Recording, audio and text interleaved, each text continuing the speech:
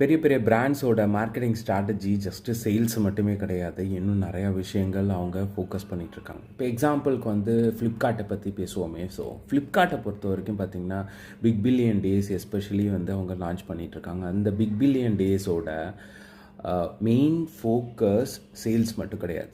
So அவங்க வந்து பார்த்திங்கன்னா மெயினாக ஃபோக்கஸ் பண்ணுற இடம் எது தெரியுமா? Customer acquisition.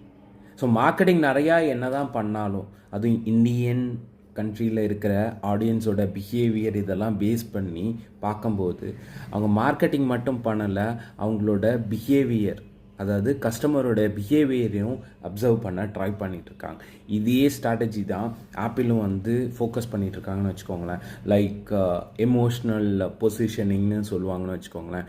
ஒவ்வொரு ஆடுக்கு பின்னாடியும் ஒவ்வொரு எமோஷன்ஸ் வந்து இன்க்ளூட் ஆகிருக்கும். எஸ்பெஷலி நான் வந்து லாஸ்ட் வீக் கூட லோயலா காலேஜில் ஸ்டூடெண்ட்ஸ்க்கு சொல்லும்போது என்னென்னா, நீங்கள் கஸ்டமரோட சைக்காலஜியை அண்டர்ஸ்டாண்ட் பண்ணிட்டு அதுக்கு தகுந்த மாதிரி ஆட்ஸ் பில்ட் பண்ணுங்க அப்படின்னு நான் சொல்லியிருப்பேன்.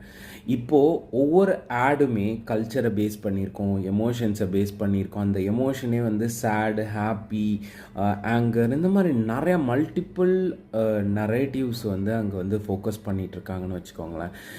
இதில் இப்போ இருக்கிற ட்ரெண்ட் வந்து பார்த்திங்கன்னா ஏஐ பேஸ் பண்ண ட்ரெண்ட்ஸ் வந்து என்ன தான் இம்ப்ரூவ் ஆனாலும் நம்மளோட ஓன் ஸ்டோரி எந்த அளவுக்கு இன்க்ளூட் பண்ணுறோமோ அந்த அளவுக்கு நம்மளோட brand narrative and brand positioning and marketing skill எல்லாமே வந்து எஃபெக்டிவாக ஒர்க் அவுட் ஆகும்.